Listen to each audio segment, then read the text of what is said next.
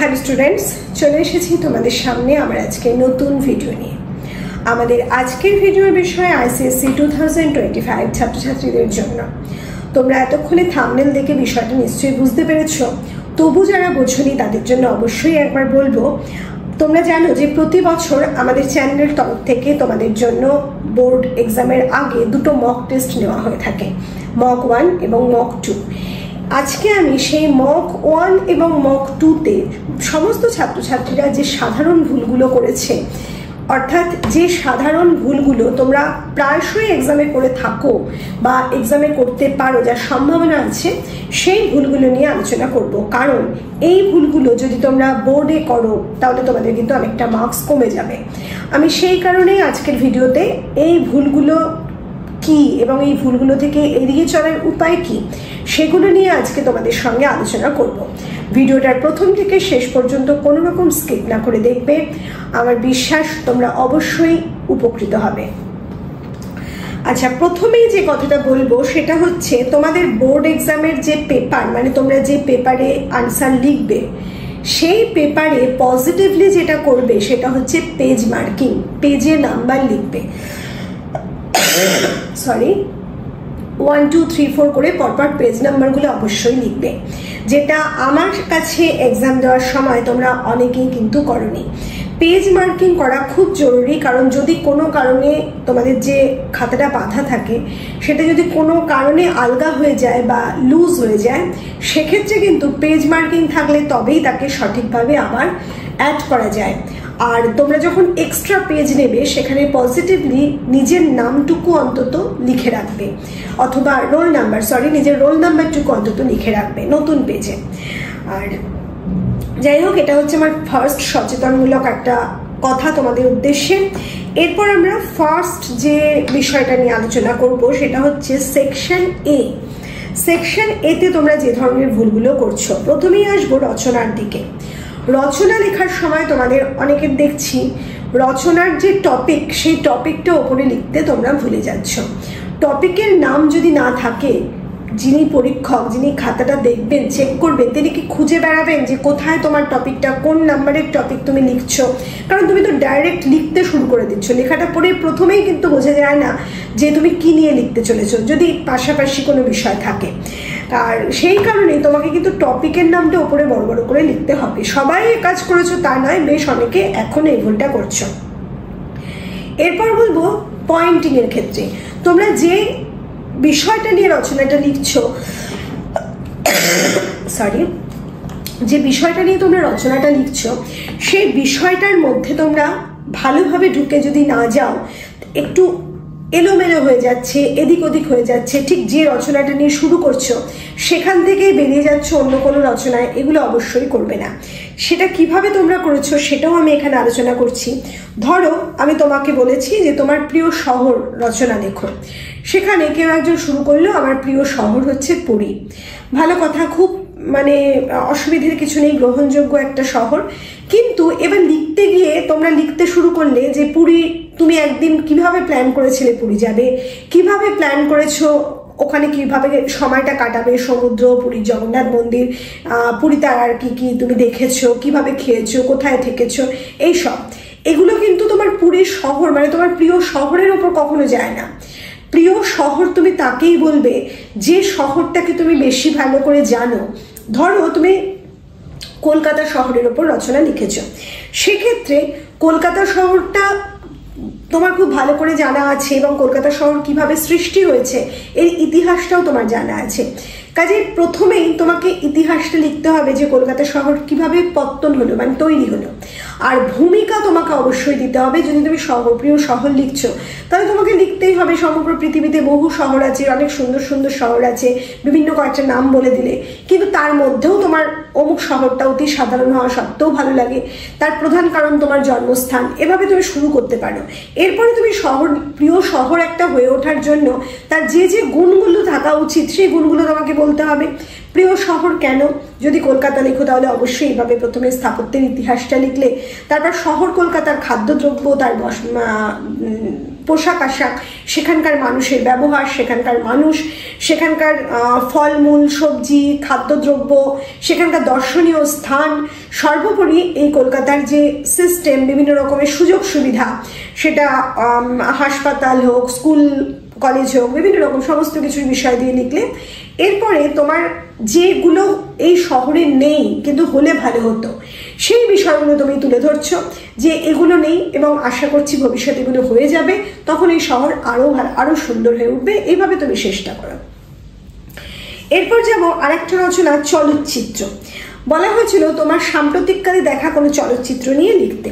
যারা চলচ্চিত্র নিয়ে লিখেছো তাদের মধ্যে দু একজন ভালো মার্কস পেয়েছো, কিন্তু যারা ভালো মার্কস পাওনি বা লিখেও মনে করছো, লিখে মনে করেছিলে যে খুব ভালো লিখেছি কিন্তু মার্কসটা ভালো পেলে না, তাদের জন্য বলছি একটা চলচ্চিত্র তুমি দেখে এসেছো, সেটা চলচ্চিত্র, একটা সিনেমা, মুভি, সেখানে কিন্তু শুধুমাত্র গল্প নিয়ে তুমি যদি রচনাটা কমপ্লিট করে দাও কখনোই সেটা চলচ্চিত্রের জায়গায় থাকে না।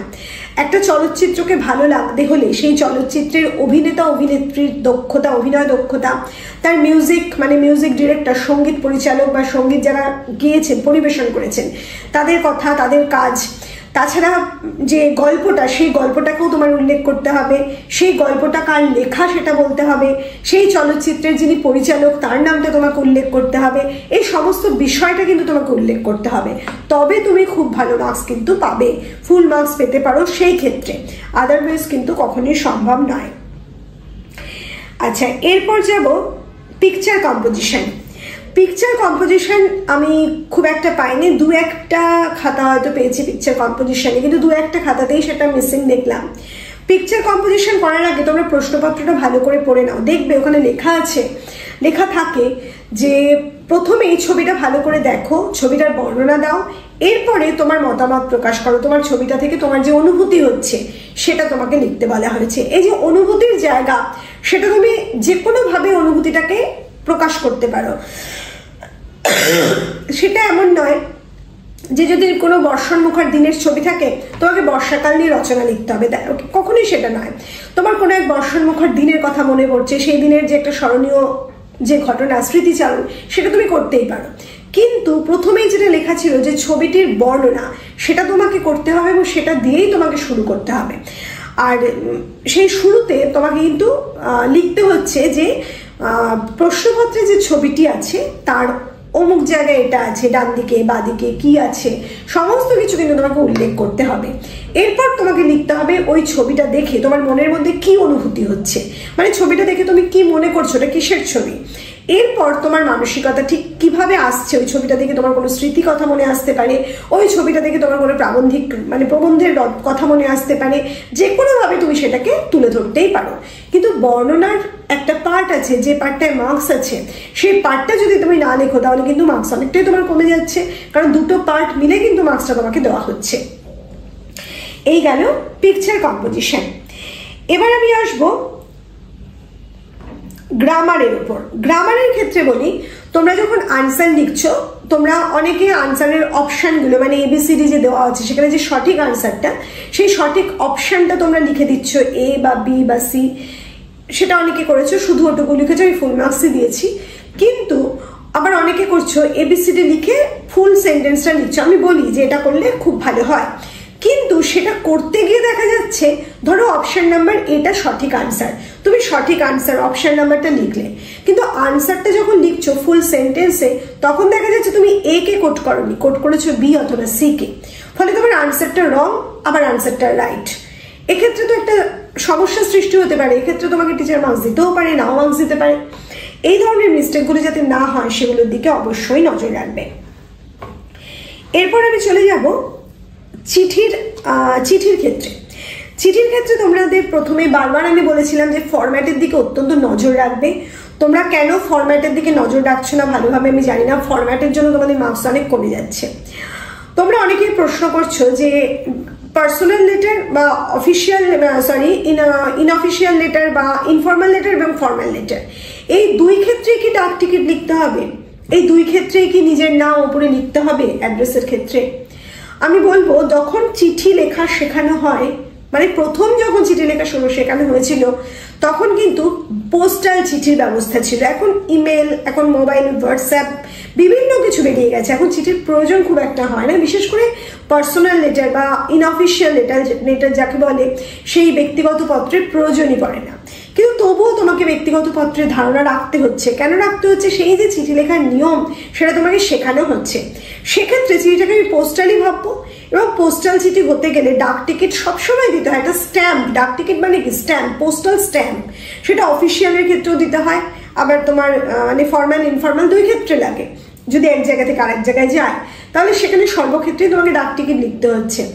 আর তুমি যখন ডান দিকে তোমার নিজের অ্যাড্রেসটা লিখছো, তোমার নিজের নামটাও তো লিখতে হচ্ছে, ফুল নামটা, কারণ কোথা থেকে চিঠি আসছে তার একটা নির্দিষ্ট নাম থাকে, সেটা লিখতে হয়। এটা না লিখলে চিঠিটা যে যাবে না তোমার কাছে তা নয়, কিন্তু তুমি যে সঠিকভাবে চিঠিটাকে তুলে ধরতে পারছো তার জন্য তো তোমাকে চিঠি লিখতে দেওয়া হচ্ছে। কাজে এই বিষয়গুলো কিন্তু ভুল করো না, এই বিষয়গুলো অবশ্যই মেনে ঠিকঠাক ফরম্যাটটা লিখো। আরও চিঠির সম্পর্কে যে কথাটা বলবো সেটা হচ্ছে চিঠির 3টে প্যারাগ্রাফ থাকে। আমি বারবার বলেছি, অনেকেই 3টে প্যারাগ্রাফ মেনটেন করছো, ঠিক কথা, কিন্তু 3টে প্যারাগ্রাফেই কিন্তু বিষয়কে উল্লেখ করছো না। অমুক বিষয়টা নিয়ে আজকে লিখতে বসেছি, এই কারণে আশা করছি আমার এই সমস্যার সমাধান হবে, এভাবে শেষ করছো। আমি তোমাদের বারবার বলেছি প্রত্যেকটা প্যারাগ্রাফের ক্ষেত্রেই কিন্তু তোমাদের মূল বিষয়টাকে টাচ করে যেতে হবে, সংক্ষেপে হলেও তোমাকে বিষয়টার উল্লেখ করতে হবে। কাজে এইভাবে চিঠিটাকে লিখবে, আর ফরম্যাটটা যদি ঠিক করো তাহলে মার্কসটা সম্পূর্ণ হয়ে যায়, যদি ভেতরের যে বডিটা সেটা ভালোভাবে লিখতে পারো। আচ্ছা, এবার আমি একটা চিঠি দিয়েছিলাম তোমাদের মক 2-তে সম্ভবত, লাইব্রেরির বই হারিয়ে গেছে এটা জানিয়ে স্কুল অধ্যক্ষকে চিঠি লেখো। আচ্ছা, লাইব্রেরির বই হারিয়ে গেছে, স্কুল অধ্যক্ষকে যখন চিঠি লিখছো তখন অধ্যক্ষকে তুমি অনেকে লিখছো যে আমার বইটা খুঁজে দিতে সাহায্য করতে হবে, বা আমি কি কি করব, মানে এই বইটা আমি হারিয়ে ফেলেছি, এখন আমার করণীয় কি। এগুলো অধ্যক্ষের তো বিষয় না, এগুলো অফিসিয়াল ম্যাটার, অফিস বুঝে নেবে, বা লাইব্রেরিয়ানের বিষয় লাইব্রেরিয়ান বুঝে নেবে। এগুলো এইভাবে লেখে না। কিন্তু তুমি যখন একটা লাইব্রেরির বই হারিয়ে যাওয়া নিয়ে অধ্যক্ষকে চিঠি লিখছো তখন তোমার প্রথম কাজ হবে অধ্যক্ষের কাছে ক্ষমা প্রার্থনা করা, যে আমার হারিয়ে যাওয়া উচিত হয়নি, হারিয়ে ফেলা উচিত হয়নি বইটা, তবুও আমার হারিয়ে গেছে, আমার অনিচ্ছাকৃত এই ভুলটা, সেই জন্য আমি ক্ষমা চাইছি এবং যা যা করণীয় সেটা করব, আমার এই হারিয়ে যাওয়ার কাজটাকে মার্জনা করা হোক, মানে আমার এই অপরাধটাকে মার্জনা করা হোক, এইভাবে চিঠিটা হবে। আর অবশ্যই সেই লাইব্রেরি বইটা কি, মানে বইটার নাম, তার লেখকের নাম, সেটাও তোমাকে উল্লেখ করতে হবে। এই বিষয়গুলো কিন্তু খুবভাবে মানে ভীষণভাবে তোমাদের খাতায় মিসিং আছে। আচ্ছা, এবার যাব ভগ্নপ্রায় মন্দিরের আত্মকথা লিখেছো তোমরা অনেকে। ভগ্নপ্রায় মন্দিরের আত্মকথা এসেছিল মকে। তোমরা অনেকে লিখছো যে সেন্টেন্সটা বারবার, আমাকে পুজো করা হতো, আমাকে ভীষণভাবে পুজো করতো, এখন মানুষ আমায় পুজো করে না। কোনো মন্দিরকে মানুষ পুজো করে না, মানুষ পুজো করে মন্দিরের দেবতাকে, এটা মাথায় রেখে লেখাটাকে লিখবে। আচ্ছা, এরপর যে ভুলটা আনসিন প্যাসেজের ক্ষেত্রে, আনসিন প্যাসেজের ক্ষেত্রে যদি তোমাদের সাধু ভাষায় প্যাসেজটা দেওয়া হয়, মানে যে কম্প্রিহেনশনের যে পার্টটা যদি সাধু ভাষায় দেওয়া হয়, তাহলে তোমার আনসার লেখার সময় তুমি কিন্তু ওই লাইনগুলো তুলে দিতে পারো না। প্রথমত তোমাকে লাইন তুলতে না করা হয়েছে, যতটা সম্ভব মৌলিকভাবে নিজের মতো করে লিখতে বলা হয়েছে আনসার, তবুও তুমি লাইন তুলছো, মার্কস পাচ্ছ, ভালো কথা। কিন্তু সেক্ষেত্রে যদি সাধু ভাষায় তোমার প্যাসেজটা থাকে, তোমাকে কিন্তু চলিত ভাষায় ওটাকে ট্রান্সলেট করে নিয়ে, মানে রূপান্তর করে নিয়ে তবে কিন্তু তোমাকে ওটা লিখতে হবে আনসারটা। তোমরা অনেকে ডাইরেক্ট ওখান থেকে সাধু ভাষায় বিষয়টা তুলে দিয়েছো, আবার অনেকে কি করেছো সাধুচলিত মিশিয়ে লিখেছো। সাধুচলিত মিশিয়ে সেই সাধুচণ্ডালী দোষ যদি হয় তাহলে কিন্তু মার্কসটা অনেকটাই কেটে যায়, অনেকটা বাদ চলে যায়। আর সাধু ভাষায় তুলে দিলেও তো মার্কসটা ফুল দেওয়া যায় না। কাজে এই ব্যাপারটাও মাথায় রেখে আনসার প্যাসেজের আনসারগুলো করবে। আচ্ছা, এইবার আমি যাব সেকশন বিতে। সেকশন বিতে, সেকশন বি এর ক্ষেত্রে প্রথমে যেটা বলবো সেটা হচ্ছে তোমার যে টেক্সটগুলো, আমি বারবার বলেছি তোমরা যখনই টেক্সটের নাম তুলছো, মূল গ্রন্থের নাম তুলছো, সেখানে ইনভার্টেড কমা দিয়ে সেটা তুলবে, সরি, যখন কোনো টেক্সটের লাইন তুলছো, মানে ডিটো লাইনটা তুলছো, সেই সময়ও কিন্তু তুমি ইনভার্টেড কমা দিয়ে লাইনটা তুলবে। কারণ একটা আনসার লিখতে লিখতে যখন টেক্সট তুলছো, তখন সেই টেক্সটের কথাটা তো তোমার ভাষা নয়, ওটা লেখক বা কবির ভাষা। সেক্ষেত্রে সেটাকে ইনভার্টেড কমা দিলে সেটা চিহ্নিত করা হয় যে তুমি টেক্সটটাকে তুলছো। এতে করে কিন্তু মার্কসটা তুমি বেশি পাবে, অথবা তুমি ওই লেখা ডাইরেক্ট তুলে দিয়েছো বলে মার্কসটা কিন্তু কিছুটা কমে যেতে পারে। আচ্ছা, এরপর আমি যাব পার্ট বাই পার্ট কিছু প্রশ্নে, মানে ডাইরেক্ট প্রশ্ন, যেগুলো প্রথমে বলি লোকটি, নীলমানুষ এবং গন্ধটা খুব সন্দেহজনক। এই তিনটে গল্পের একটা গল্প তোমাদের আসার কিন্তু খুব চান্স আছে এবছর পরীক্ষায়। অথচ এই প্রশ্নগুলো, মানে এই টেক্সট, এই গল্পগুলো থেকে যে প্রশ্ন লিখতে গিয়েই কিন্তু তোমাদের অনেকেরই বেশ কিছু ভুল হচ্ছে। তোমরা চরিত্রের নাম গুলিয়ে ফেলছো, আবার অনেকে তো দেখছি চরিত্রের নাম ভুলে গিয়ে যা পাচ্ছে রাম, শ্যাম, যদু, মধু এ কথাও বসিয়ে দিচ্ছে। অদ্ভুতভাবে এই চরিত্রের নামগুলো কিন্তু তোমাদের মনে রাখতে হবে, এটা অত্যন্ত ইম্পর্টেন্ট। আর আমি স্পেলিং মিস্টেকের ক্ষেত্রে বলি, সবসময় বলি স্পেলিং মিস্টেক নিয়ে এই এক্সামের সময় এত মাথা ঘামাতে হবে না। স্পেলিং মিস্টেক শেখার কতগুলো, মানে উন্নত করার স্পেলিংকে কতগুলো প্রসেস আছে, সেই প্রসেসগুলো তোমরা যদি ফলো না করে থাকো, এই এক্সামের সময় তারা নিয়ে মাথা ব্যথা করে কোনো লাভ নেই, ঠিক কথা। কিন্তু একটা সেন্টেন্সের মধ্যে যদি 10টা স্পেলিং মিস্টেক থাকে বা 8টা স্পেলিং মিস্টেক থাকে, তাহলে তো মার্কস অনেকটা কাটা যেতে বাধ্য। তখন তোমার কিন্তু কিছু করার থাকবে না, বা পরীক্ষকেরও আর কিছু করার থাকবে না। আর একটা বিষয়, তোমরা যখন কথা বলো, নর্মালি কথা বলো, যেমন আমি দিতে যাচ্ছি, ওই দিতে যাচ্ছি কথাটা তো দিতেই বলো, কিন্তু লেখার সময় দিতে হয়ে যাচ্ছে। মানে এই ধরনের মিস্টেক তোমাদের মধ্যে প্রচুর দেখা যাচ্ছে, যে প্রোনাউন্সিয়েশন তোমাদের তার মানে ভুল হচ্ছে। তাহলে কথা, বাংলায় কথা বলার অভ্যাসই কি তোমাদের নেই? বাঙালি ছেলে মেয়ে তোমরা, এটা তো অবিশ্বাস্য। তোমরা কথা যেমন ভাবে বলো ঠিক তেমন ভাবে লেখো, লেখার সময় খেয়াল রাখো, যদি চ উচ্চারণ করো চ লেখো, যদি ত উচ্চারণ করো ত লেখো। এই উচ্চারণগুলোর দিকে একটু নজর রাখো। তোমাদের উচ্চারণ যত বেশি ক্লিয়ার হবে, স্পেলিং কিন্তু তত বেশি সঠিক হবে। উচ্চারণ যদি সঠিক না হয়, স্পেলিংও কিন্তু কখনো সঠিক হতে পারে না। এবার আমি কতগুলো প্রশ্নের ক্ষেত্রে কথা বলবো, যেমন লোকটি।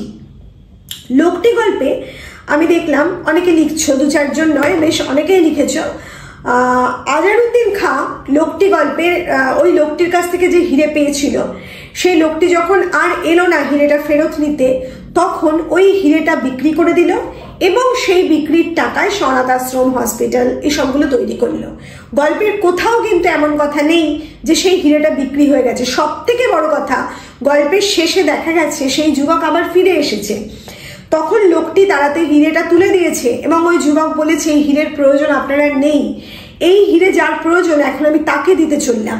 এই বিষয়টাই আমাদের বিবেকের কথা মনে করিয়ে দেয়, যে বিবেককে জাগরণ করার জন্যই কিন্তু গল্পকথক, মানে লেখক এই ধরনের একটা গল্প লিখেছেন। কাজেই এই কথাটা মাথায় রাখবে। অনেকেই সেই লোকটিকে বিবেক বলে বলতে চাইছো না, বা বলছো না, বা বুঝতে পারছো না, সেই বিষয়টা ক্লিয়ার করো। এটা বিবেকের কাজেই কিন্তু করেছে, মানে মানুষের ভেতরকার যে ভালো ভালো মন বা সেই সুয়ের জাগরণের জন্য, সেই বিবেক চেতনার জন্য এই গল্প। কাজেই সেটা একটু খেয়াল রেখে আনসার করবে। আচ্ছা, আরেকটা কথা বলি, এটা সেকশন এর কথা ছিল, আমি বলতে ভুলে গেলাম। কলকাতার প্রসঙ্গে যখন রচনাটা প্রিয় শহর লিখছে, অনেকে যত মনীষী আছে ভারতবর্ষের সমস্ত মনীষীদের উল্লেখ করছো। কলকাতার তারা নাকি রত্ন। সবাই কলকাতায় জন্মগ্রহণ করেননি, যারা কলকাতায় জন্মগ্রহণ করেছেন তাদের তো আমরা কলকাতার রত্ন বলি। ভারতবর্ষে যত মনীষী আছে তারা সকলেই কি কলকাতার রত্ন? তা তো নয়। এই ধরনের মিস্টেক থেকে কিন্তু দূরে থাকবে, এগুলো থেকে মার্কস কাটা যায়।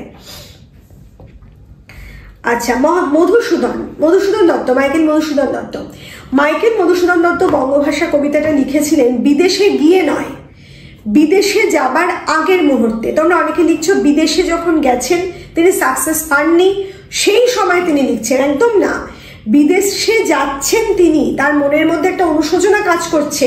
যদি তিনি কোনো ভুল ত্রুটি করে ফেলেন, যদি তার সাকসেসটা না হয়, যদি তার ওখানে মৃত্যু হয়, এই বিভিন্ন কথা তার মনের মধ্যে আসছে। সেই সময় বঙ্গভূমি তাকে মনে রাখবে তো, বঙ্গভূমির মানুষ তাকে মনে রাখবে তো, সেই কথাটা ভেবে তিনি কবিতাটা রাজনারায়ণ বসু অর্থাৎ তার বন্ধুকে লিখেছিলেন। সেটাই কিন্তু এই বঙ্গভূমি কবিতার বিষয়বস্তু। আচ্ছা, আর মধুসূদন দত্ত মহাকবি নন, মধুসূদন দত্ত মহাকাব্য রচনা করেছেন, তবুও মহাকবি শব্দটা মধুসূদন দত্তের আগে বসানোর দরকার নেই। মহাকাব্য ওই যে মেঘনাদ বধ কাব্যকে মহাকাব্যের স্থান দেওয়া হয়েছে, কিন্তু মধুসূদন দত্তের আগে মহাকবিটা বসিও না, কারণ মহাকবি কালিদাস বলি আমরা, আদিকবি বাল্মীকি বলি, কবিগুরু রবীন্দ্রনাথ ঠাকুর বলি, সেই হিসাবে মধুসূদন দত্তের আগে এই শব্দটা বসানোর কোনো অর্থ নেই। আচ্ছা, এবার যাবো প্রশ্ন উত্তর লেখার সমস্যা। তোমরা অনেকেই কি করছো, প্রশ্নটা যখন পাচ্ছ, মানে প্রশ্নপত্র পাচ্ছ, একটা প্রশ্নের মধ্যে ABCD বা ক খ গ ঘ 4টে প্রশ্ন থাকে, তোমরা প্রথমেই প্রশ্নের উত্তর লিখতে শুরু করে দিচ্ছ, 4টে প্রশ্ন পড়ছো না। এর ফলে কি হচ্ছে, ধরো কতে প্রশ্ন করা হয়েছে অমুক, মানে এই বক্তব্যটা কার, সেখানে তুমি বক্তব্যটা কার লিখতে গিয়ে সেই চরিত্র সম্পর্কে কিছু কথা বলে ফেললে, অথচ দেখা যাচ্ছে গতে গিয়ে ওই প্রশ্নটা তোমাকে আবার দেওয়া হয়েছে, তখন তুমি ওটা আবার রিপিট করছো বসে বসে। এইগুলো করবে না। আর 2 মার্কসের জন্য যতটুকু চাওয়া হচ্ছে ঠিক ততটুকুই আনসার দেবে, অতিরিক্ত বাড়িয়ে কিছু বলার কোনো প্রয়োজন নেই, ঠিক টু দি পয়েন্ট আনসার দেবে। 2 মার্কসের জন্য তোমাকে 3 লাইনও লিখতে হতে পারে, 2 মার্কসের জন্য তোমাকে 4 লাইনও লিখতে হতে পারে, 2 মার্কসের জন্য তোমাকে 1 লাইনও লিখতে হতে পারে, 2 মার্কসের জন্য 2টো শব্দও ব্যবহার করতে হতে পারে। 2টো শব্দ নর্মালি হয় না, মানে 2টো শব্দ, প্রধান 2টো শব্দ ব্যবহার করতে হতে পারে। এই যে ব্যাপারটা, এটা মাথায় রাখবে, বেশি বেশি লিখলেই বেশি বেশি মার্কস কিন্তু পাওয়া যায় না। আবার অনেকে কি করছো, হয়তো আনসারটা জানো না, সঠিক আনসারটা পারছো না, কিন্তু আনসারের কিছু একটা পার্ট পারবে, ওই 3 মার্কসকে বাড়াতে হবে, কারণ 2 মার্কসের আনসারের থেকে 3 মার্কস বেশি বড় হয়, সেটা তুমি জানো। তখন কি করেছো তোমরা অনেকেই, ওই একটা লাইন 4 বার করে লিখে গেছো, এতে কিন্তু পরীক্ষক বিরক্ত হন, মার্কসটা অনেকটা কমে যাওয়ার চান্স থাকে। কাজে এই ধরনের ভুলগুলো করবে না, যতটুকু জানো ততটুকুই লিখে এসো, ততটুকু মার্কসই তোমাকে দেওয়া হবে। ওই একই কথা 4 বার লিখেছো বলে 4 নম্বর তোমাকে বেশি দেওয়া হবে না কখনোই। আচ্ছা, এবার বলবো নাম্বারিং। তোমাদের যে প্রশ্নের নাম্বারিং সেগুলো কিন্তু সঠিকভাবে করবে, প্রত্যেকটা নাম্বার ঠিকঠাক করে দেবে। আর প্রশ্ন অনেকে আবার আছো, 2-4 জন বেশ আমি দেখলাম, তারা টেক্সটটাকে খুব ভালোভাবে পড়েছো, কিন্তু প্রশ্নের উত্তর লেখার সময় জায়গাটাকে ধরতে পারছো না, এরকম একদল আছো।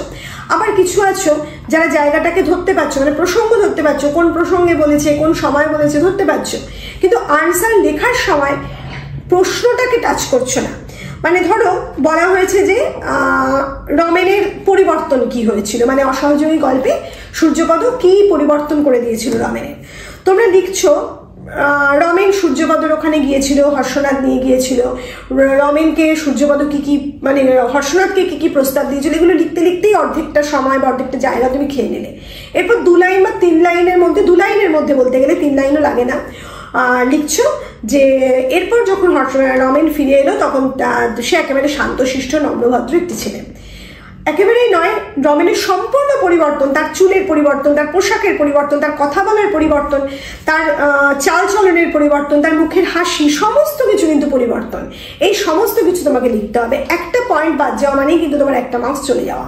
কাজে পয়েন্ট, মানে প্রত্যেকটা পয়েন্ট যেন তোমার থাকে সেটা মাথায় রেখে আনসারটা করবে। আর শেষ যে কথাটা বলবো, তোমরা যদি কোনো প্রশ্নের উত্তর লিখতে শুরু করো, ধরো কোয়েশ্চেন নাম্বার 5 লিখতে শুরু করেছো, গয়েরটা পারলে না, ঘয়ে চলে গেলে, গয়ের জায়গাটা রেখে দাও। তোমরা 2-4 জন যেটা করেছো, গয়ের জায়গাটা রাখোনি, জায়গাটা না রেখে ঘ লিখে পরের 6 নম্বরে চলে গেছো আর 7 নম্বরে চলে গেছো, একেবারে শেষে গিয়ে ওই নাম্বার দিয়ে ঘটা লিখলে, এক্ষেত্রে ওই প্রশ্নের উত্তর কিন্তু বাতিল হয়ে যেতে পারে। কখনো এটা করবে না। তোমরা জায়গা রেখে দাও, তোমরা বুঝতে নাও পারতে পারো যে কতটা জায়গা লাগবে, একটু ভেবে যতটুকু হতে পারে তার থেকে বেশি একটু জায়গা রাখো, যেটুকু লাগলো সেটুকু লেখো, বাকি পার্টটা জাস্ট একটা লাইন করে কেটে দাও। আর কাটার কথাই যখন বললাম, আর একটা কথা না বললেই নয়, সেটা হচ্ছে তোমরা যখন কাটছো, ভুল লিখে ফেলেছো, কাটছো, হতেই পারে তখন 1 লাইনে কাটবে, হিজিবিজি করে কাটবে না, খাতাটা নোংরা হয়ে যাচ্ছে, এতে ইমপ্রেশনটা নষ্ট হয়। একেবারে একটা লাইনে কাটবে। আর যখন প্রশ্নটা শুরু করছো লিখতে, তখন পজিটিভলি যে প্রশ্নের উত্তর সব থেকে বেশি ভালো জানো সেই প্রশ্নের উত্তর দিয়েই কিন্তু লেখাটা শুরু করবে। তাহলে চলো, আমাদের আজকের ভিডিও আমরা এখানেই শেষ করছি। খুব তাড়াতাড়ি তোমাদের সামনে হাজির হব তোমাদের পদ্যের 1 শট ভিডিও নিয়ে। খুব ভালো থেকো।